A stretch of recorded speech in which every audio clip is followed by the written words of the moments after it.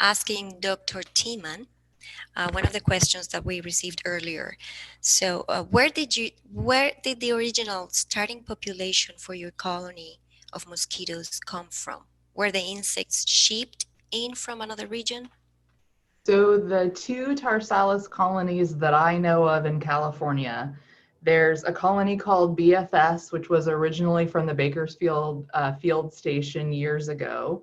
The CDC maintains that colony, but most directly it came to me from the San Joaquin district. So the CDC at some point sent mosquitoes to San Joaquin, and then they were maintaining the colony. The KNWR is also from the Bakersfield area. Kern National Wildlife Refuge is what the initials stand for. Again, it's been in colony for several years. That one I got either from Saciolo or from UC Davis. So that's a colony that's maintained in both of those places. So both of them years ago originated in the Bakersfield area. Great, thank you. Okay, please keep typing your questions as we go through them. Next question is for Dr. Mark Novak. I'm going to have to read it because it's a little big. And others. In California, we currently encourage developers of wetlands and land managers to follow the BMP manual that Marty's call discussed. Some of those practices are designed with ground-based applications in mind. For instance, leaves every so many feet so all of the water can be covered. As new tools like UAVs are developed, how do you think these BMPs will change? That's a good question. That might be better for somebody like Marty that has more operational experience to handle that. But certainly technology is changing, so I anticipate the BMPs will change over time.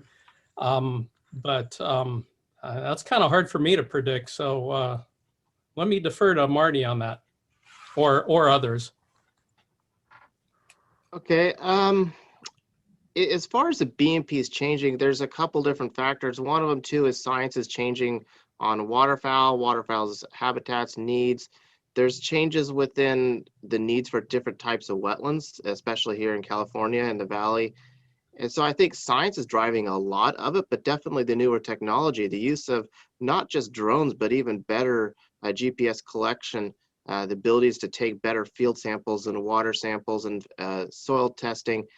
All of that is contributing to it, but I think definitely the UAS industry is adding quite a bit more. I mean, for instance, the fact that we have a couple of units ourselves, the DJI MG1S and 1P, it allows us to look at each individual field differently. Instead, we said you have to flood all of it immediately and fast. Now we can spot treat some things. The pre-treatment helps, even some of the products. And kudos to manufacturers for coming up with some products that can take the UV light a little bit more and can put on the ground. And so I think we just learn more, and that's how they evolve. But I try things, and BMPs don't work every time. And I think that's worth understanding. Try them. They're not always successful every time in every situation. And so landowners are like farmers. They are very good at adopting and adapting to new things and trying some things, and we learn along the way with them.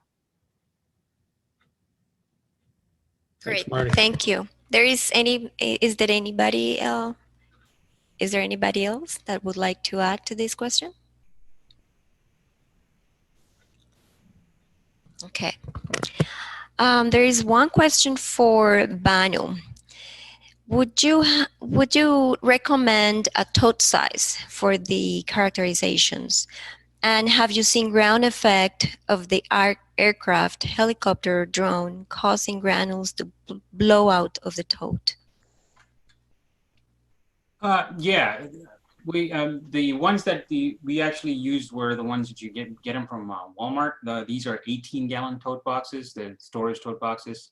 I think they have about 23 inches, 23 by 18 by 14. But there might be a little bit of specifications different. But if you go to Walmart and search for 18-gallon tote boxes, you will get a bunch of them. So you can use one of those. There's like $5 a tote box.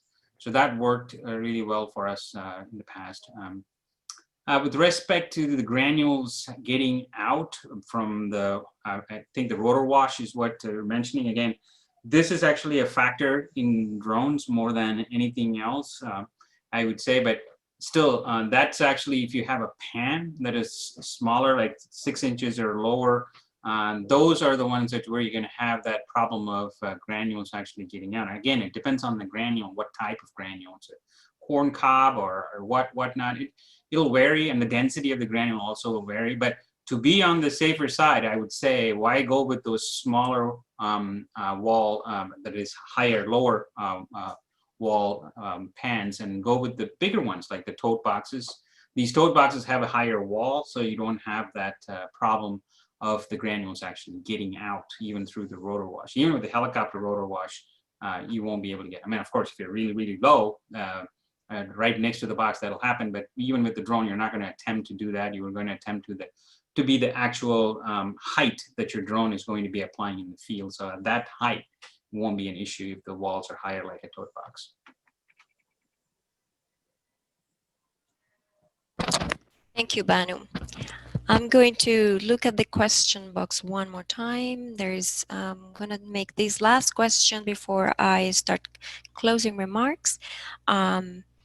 It says, Marty made mention of larvicide manufacturers incorporating components into products that are more aligned with tracking by UV light. Did I hear that correctly? And if so, can you please clarify what product this is and why this is important? Yeah, I mean, for us, we really do depend upon the residuals that are out there, and we didn't have spinosad even 10 years ago, so that's one of the products. I mean, there's a bunch. I mean, Vecto Prime even can be used out there a little bit, if I recall, and please stop me if I'm wrong with that. We don't use it yet. We can only look at so many products a year, but we do need those residuals with things, and we have seen some formulation changes, like Vecto Prime again is another one. So we are seeing some newer tools come out that help us with that. Thank you, Marty. There is one question for Eric, I believe. Sorry, I'm just reading the way we get it. What's the best stages or to use ADP treatment for squamager and also BVA oils? Are they good or not for squamager? Thanks. Sure. So, when we plan our treatments, it's like walking a tightrope. If you do it too early or too late, there's obviously repercussions. So, we're trying to definitely get the BTI to them while they're still feeding. But as for the oils, oftentimes these are in habitats where we simply can't use them.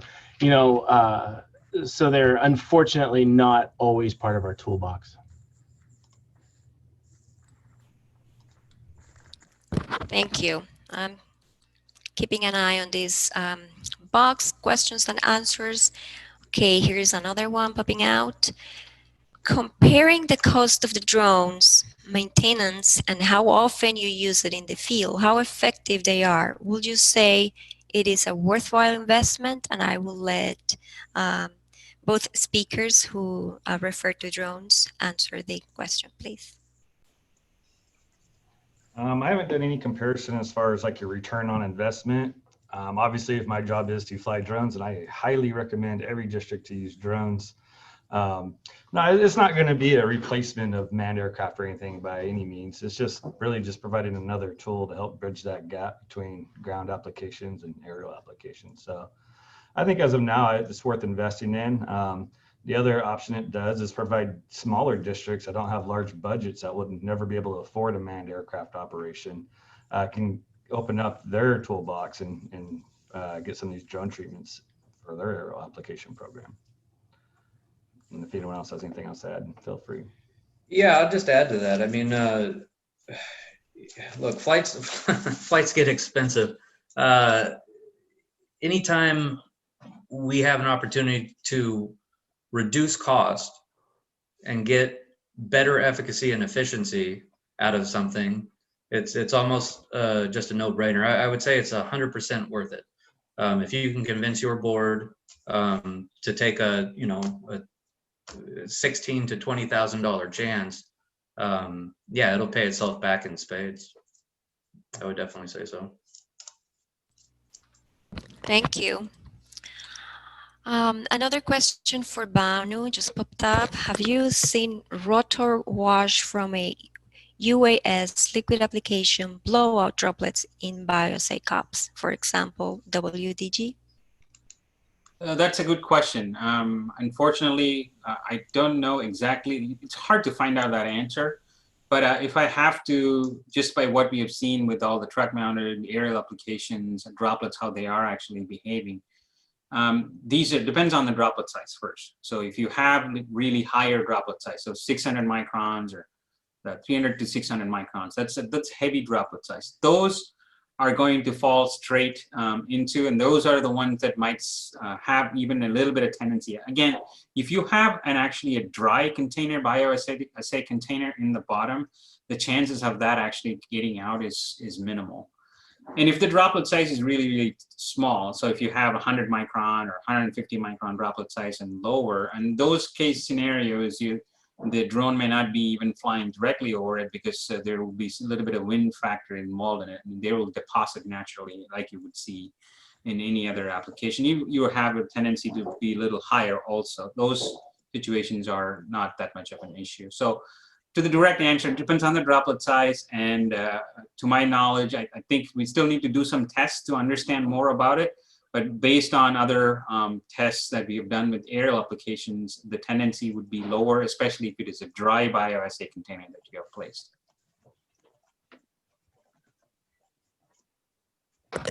Thank you, Banu.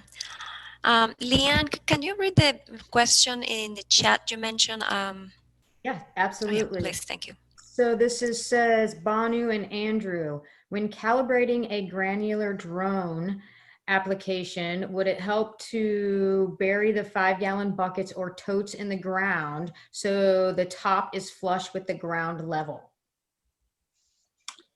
I would say it does not matter whether you actually are burying it or not. It's too much of a work for a little bit of minimal value, I would say. Because if you look at the perspective, the height of the aircraft is already much more higher, and whether it's actually level or not, it's not going to make much of a difference, especially if you're going to go with the bigger container. So it's a lot of work, and somebody needs to really try for it to get that kind of data. But I would say better way would be to just use a tote box that has a bigger mouth opening for us to do the calibrations. Great. Andrew, do you have anything to add to that? Your name was tagged on there. No, I totally agree. I can't see. I understand the thought process behind it, but I don't see any way that would have a huge impact on the collection or calibration. Great. That was the only question in the chat, Carolina. So I think that covers it all. Okay, thank you. I have one question for Dr. Thiemann, if she's still there. The question is, you had mentioned in your talk about the metabolic resistance, as well as finding a little bit of KDR mutation as well. And you showed that the metabolic resistance, that is the esterase mechanisms are whatnot, when you add PBO, that the mortality actually jumps up, and except for one, which was 88%, the rest of them actually were much higher than 95 most of the times. So my question is, if the PBO is able to take care of whatever that is in the resistance, and PBO typically for all those enzymes that are in there, is KDR actually playing a role, or is KDR also playing a role along with metabolic that we are not able to separate at this point of time? Yeah, so that's a great question, and I can't give you a very direct answer. I think that as of right now, it looks like oxidase is playing a role, right? And that is shown in the fact that when you add PBO, you regain the mortality. However, also in the regressions that I didn't show you today, there is a positive correlation with the amount of KDR in a population and resistance. So while I can't give you a definitive answer, my guess right now is that it may take multiple mechanisms or some combination of mechanisms that gets us to resistance. We know that just KDR probably isn't enough, right? There are studies out there that show that mosquitoes can have a KDR mutation and they may not be resistant. So again, I can't yet give you a definitive answer, but it seems to me it's likely a combination of mechanisms that's getting us to a resistant population. Thanks.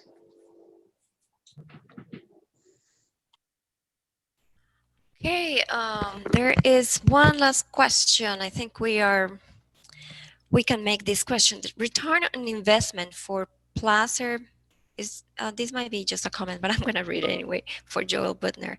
The return on investment for Placer and VCD can be viewed as both as a cost saving basis as well as improvement on our mission. Ideally, we can save on product and manned aircraft applications by use of UAS technologies in certain situations.